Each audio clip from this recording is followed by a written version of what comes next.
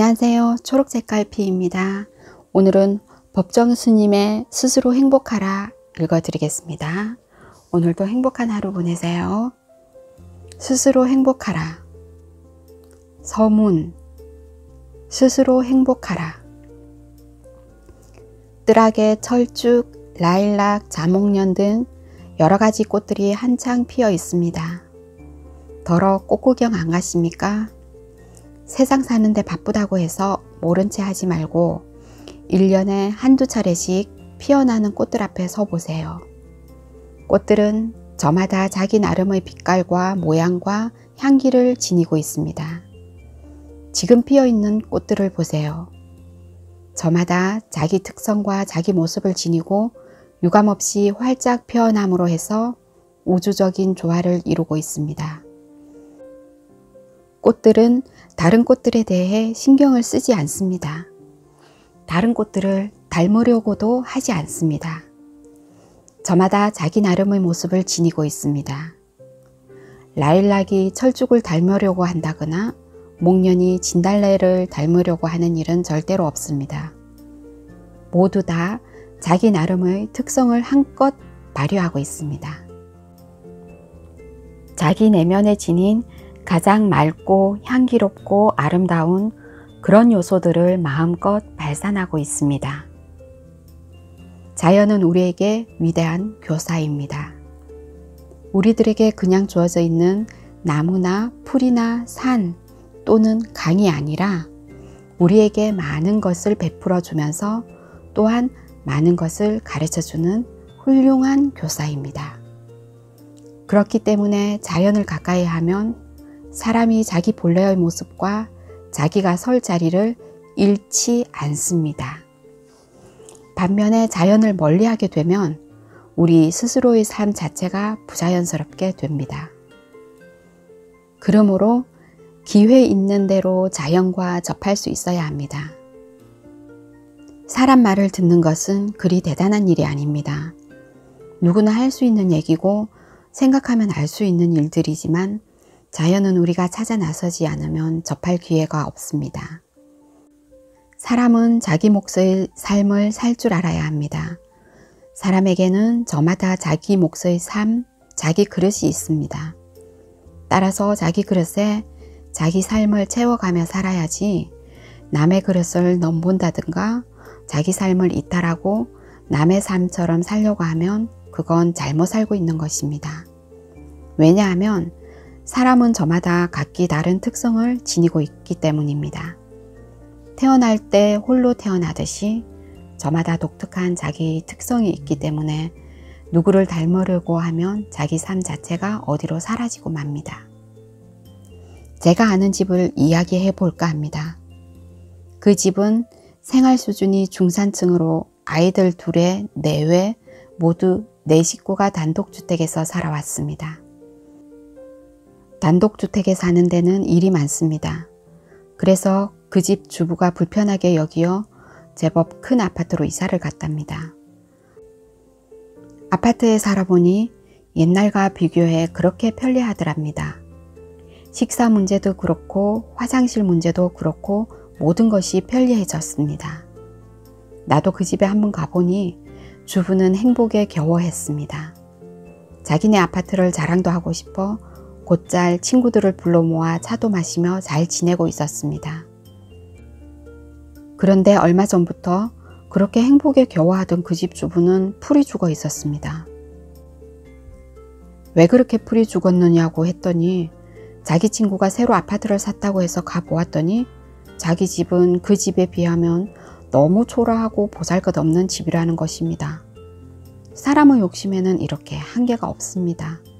사람들에게는 각기 삶의 조건이 다른데 그 삶의 조건이 다른 남과 자신을 비교함으로써 불행을 스스로 자초하고 맙니다. 이것은 주택 문제만이 아닙니다. 입는 것, 먹는 것, 자녀 교육 문제도 그렇습니다. 사람마다 삶의 조건이 다른데 왜 똑같이 비교를 합니까? 비교를 하면 불행해집니다. 자기에게 배당된 복조차 받아 쓸 줄 모르게 됩니다. 우리들 일상생활에서 내 분수를 모르고 내 처지를 모르고 스스로의 생활 조건을 모르고 공연히 남과 비교함으로써 스스로 불행을 자초한 일이 없었는지 이런 기회에 다 같이 생각해 보아야 합니다. 사람은 자기 몫의 삶에 감사하며 살 줄 알아야 합니다. 자기 그릇에 넉넉한 줄 알고 살아야 합니다. 그렇지 않으면 내가 내 인생을 살고 있으면서도 부질없이 남과 비교함으로써 내 인생은 그만 어디론가 사라져버리고 남의 소도구, 남의 그림자밖에 되지 못하게 됩니다.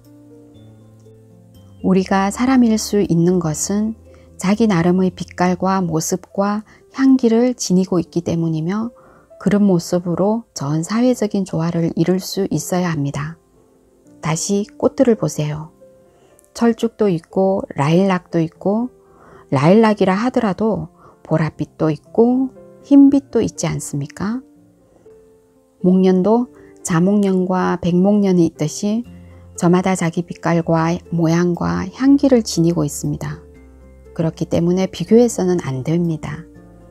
우리 집 살림, 내 가족끼리 사는 현실은 이 세상에서 단 하나밖에 없는 소중한 것인 줄 아십시오. 그렇지 않으면 내가 내 인생을 살면서 빈 껍풀처럼 남의 소도구처럼 그렇게 살고 맙니다. 사람은 또 자기 자신의 얼굴을 지니고 살아야 합니다. 또한 자신의 얼굴을 만들어 가야 합니다. 얼굴이란 하루아침에 이루어진 것이 아닙니다. 많은 세월을 두고 그렇게 형성된 것입니다. 설령 오늘 태어난 아이라 하더라도 엄마 뱃속에서 10달 동안 이루어진 것입니다. 얼굴이란 무엇입니까? 그것은 얼의 꼴, 즉 우리 정신의 탈입니다. 자기가 신체적인 행동이나 말시, 생각으로 순간순간 익혀온 업이 밖으로 드러난 모습입니다. 그것이 바로 얼굴입니다.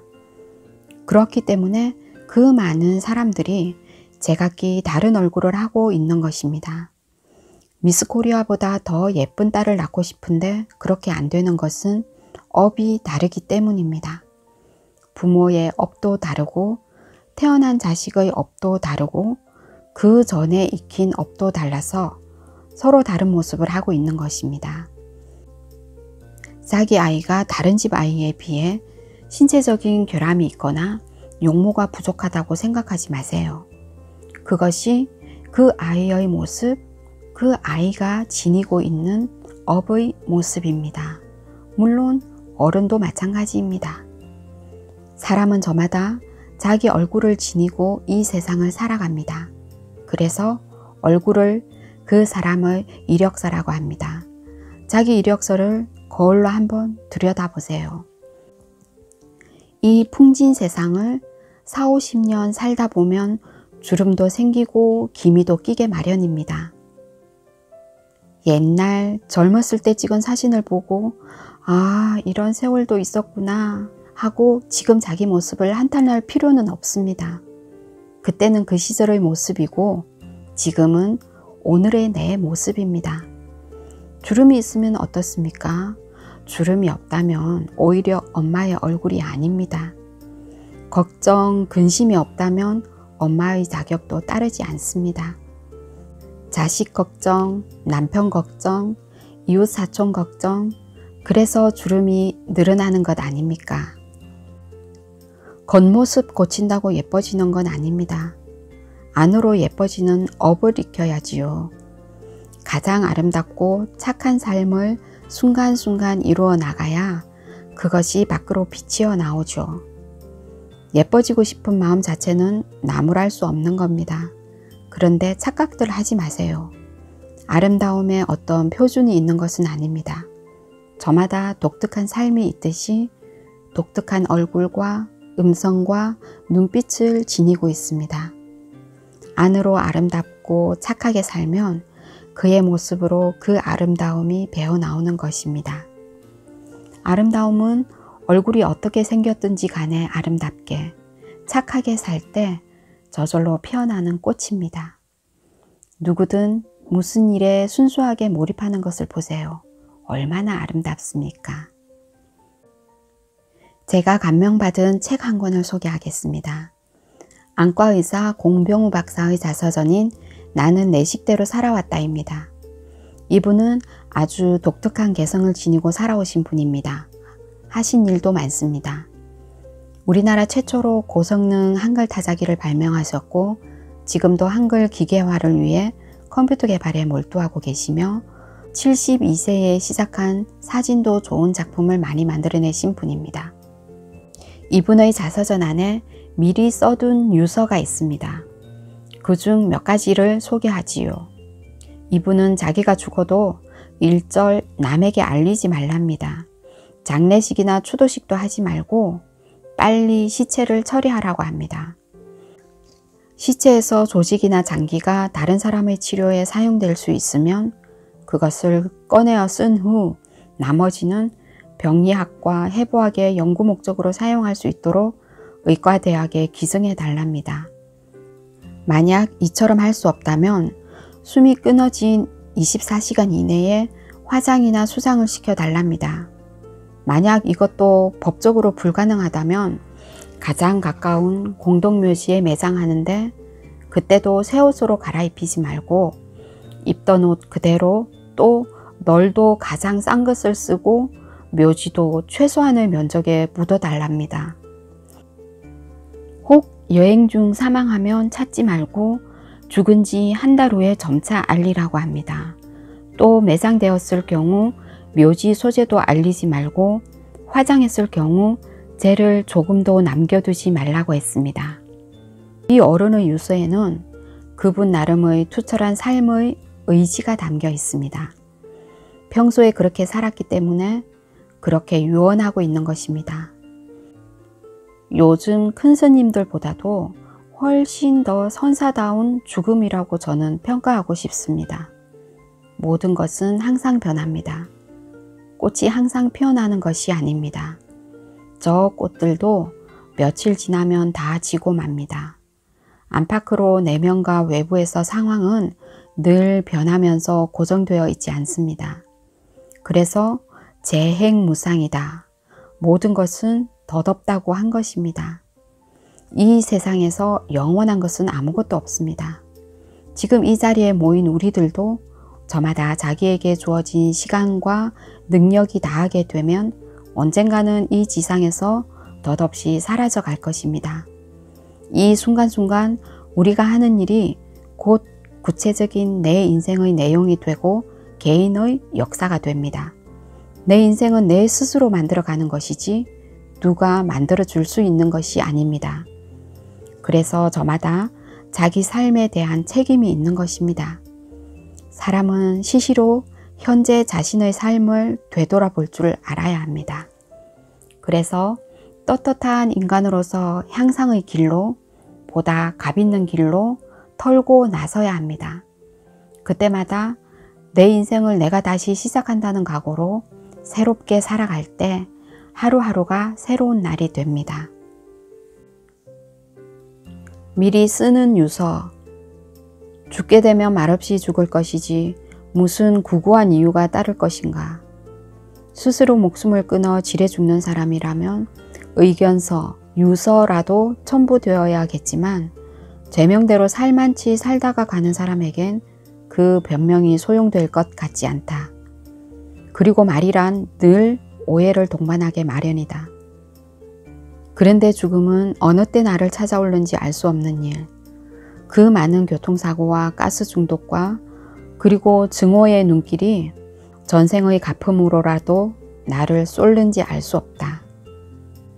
우리가 살아가고 있다는 것이 죽음 쪽에서 보면 한 걸음 한 걸음 죽어오고 있다는 것임을 상기할 때 사는 일은 곧 죽는 일이며 생과 사는 결코 절연된 것이 아니다.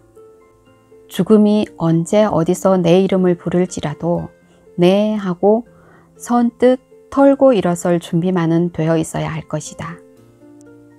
그러므로 나의 유서는 남기는 그리기보다 지금 살고 있는 생의 백서가 되어야 한다. 그리고 이 육신으로서는 일회적일 수밖에 없는 죽음을 당해서도 실제로는 유서와 같은 걸 남길 만한 처지가 못 되기 때문에 편집자의 청탁에 산책하는 기분으로 따라 나선 것이다. 누구를 부를까? 유서에는 흔히 누구를 부르던데 아무도 없다. 철저하게 혼자였으니까. 설사 귀에 지금껏 섬겨온 부처님이라 할지라도 그는 결국 타인. 이 세상에 올 때에도 혼자서 왔고 갈 때에도 나 혼자서 갈 수밖에 없으니까. 내 그림자만을 이끌고 휘적휘적 일상의 지평을 걸어왔고 또 그렇게 걸어갈 테니 부를 만한 이웃이 있을 리 없다. 물론 오늘까지도 나는 멀고 가까운 이웃들과 서로 의지해서 살고 있다. 또한 앞으로도 그렇게 살아갈 것이다. 하지만 생명 자체는 어디까지나 개별적인 것이므로 인간은 저마다 혼자일 수밖에 없다. 그것은 보랏빛 노을 같은 감상이 아니라 인간의 당당하고 본질적인 실존이다. 고뇌를 뚫고 환희의 세계로 지향한 베토벤도 말한 바 있다. 나는 인간의 선의지 이것밖에는 인간의 우월성을 인정하고 싶지 않다. 온갖 모순과 갈등과 증오와 사륙으로 뒤범벅이 된 이 어두운 인간의 촌락에 오늘도 해가 떠오르는 것은 오로지 그 선의지 때문이 아니겠는가. 그러므로 세상을 하직하기 전에 내가 할 일은 먼저 인간의 선의지를 저버린 일에 대한 참회다. 이웃의 선의지에 대해서 내가 어리석은 탓으로 저지른 허물을 참회하지 않고는 눈을 감을 수 없을 것 같다. 때로는 큰 허물보다 작은 허물이 우리를 괴롭힐 때가 있다. 허물이란 너무 크면 그 무게에 짓눌려 참괴의 눈이 멀어버리고 작은 때에만 기억에 남는 것인가. 어쩌면 그것은 지독한 위선일런지도 모르겠다. 그러나 나는 평생을 두고 그 한 가지 일로 해서 돌이킬 수 없는 후회와 자책을 느끼고 있다. 그것은 그림자처럼 따라다니면서 문득 나를 부끄럽고 괴롭게 했다. 중학교 1학년 때 같은 반 동무들과 어울려 집으로 돌아오던 길에서였다. 엿장수가 엿판을 내려놓고 땀을 들이고 있었다. 그 엿장수는 교문 밖에서도 가끔 볼 수 있으리만큼 낯익은 사람인데 그는 팔 하나가 없고 말을 더듬는 장애자였다. 대여섯 된 우리는 그 엿장수를 둘러싸고 엿가락을 고르는 채 하면서 적지 않은 엿을 슬쩍슬쩍 빼돌렸다. 돈은 서너 가락집밖에 내지 않았었다. 불구인 그는 그런 영문을 전혀 모르고 있었다. 이 일이, 돌이킬 수 없는 이 일이 나를 괴롭히고 있다. 그가 만약 넉살 좋고 건강한 엿장수였더라면 나는 벌써 그런 일을 잊어버리고 말았을 것이다. 그런데 그가 장애인이었다는 사실에 지워지지 않은 채 자책은 더욱 생생하다. 내가 이 세상에 살면서 지은 허물은 헤아릴 수 없이 많다. 그 중에는 용서받기 어려운 허물도 적지 않을 것이다. 그런데 무슨 까닭인지 그때 저지른 그 허물이 줄곧 그림자처럼 나를 쫓고 있다. 이 다음 세상에서는 다시는 더 이런 후회스러운 일이 되풀이되지 않기를 진심으로 빌며 참회하지 않을 수 없다. 내가 살아생전에 받았던 배신이나 모함도 그때 한 인간의 순박한 선의지를 저버린 과보라 생각하면 능히 견딜만 한 것이다. 날카로운 면도 나름 밟고 가기 어렵나니 현자가 이르기를 구원을 얻는 길 또한 이같이 어려우니라. 우파니샤드의 이 말씀을 충분히 이해할 것 같다. 내가 죽을 때에는 가진 것이 없으므로 무엇을 누구에게 전한다는 번거로운 일도 없을 것이다. 본래 무일물은 우리들 사문의 소유관념이니까. 그래도 혹시 평생에 즐겨 읽던 책이 내 머리맡에 몇 권 남는다면 아침 저녁으로 신문이요 하고 나를 찾아주는 그 꼬마에게 주고 싶다. 장례식이나 제사 같은 것은 아예 소용없는 일. 요즘은 중들이 세상 사람들보다 한술 더 떠 거창한 장례를 치르고 있는데 그토록 번거롭고 부질없는 검은 의식이 만약 내 이름으로 행해진다면 나를 위로하기는커녕 몹시 화나게 할 것이다. 평소의 식탁처럼 간단 명료한 것을 즐기는 성미니까. 내게 무덤이라도 있게 된다면 그 차가운 빗돌 대신 어느 여름날 아침부터 좋아하게 된 양귀비꽃이나 해바라기를 심어달라 하겠지만 무덤도 없을 테니 그런 수고는 끼치지 않을 것이다. 생명의 기능이 나가버린 육신은 보기 흉하고 이웃에게 짐이 될 것이므로 조금도 지체할 것 없이 없애주었으면 고맙겠다. 그것은 내가 벗어버린 헌 옷이니까. 물론 옮기기 편리하고 이웃에게 방해되지 않는 곳이라면 아무 데서나 답이 화장해도 무방하다. 사리 같은 걸 남겨 이웃을 귀찮게 하는 일을 나는 절대로 하고 싶지 않다. 육신을 버린 후에는 훨훨 날아서 가고 싶은 곳이 꼭 한 군데 있다. 어린 왕자가 사는 별나라. 의자의 위치만 옮겨 놓으면 하루에도 해지는 광경을 몇 번이고 볼 수 있다는 아주 조그만 그 별나라. 가장 중요한 것은 마음으로 보아야 한다는 것을 안 왕자는 지금쯤 장미와 사이좋게 지내고 있을까? 그 나라에는 귀찮은 입국 사증 같은 것도 필요 없을 것이므로 가보고 싶다. 그리고 내 생에도 다시 한반도에 태어나고 싶다. 누가 뭐라 한데도 모국어에 대한 애착 때문에 나는 이 나라를 버릴 수 없다. 다시 출가사문이 되어 금생에 못다한 일들을 하고 싶다.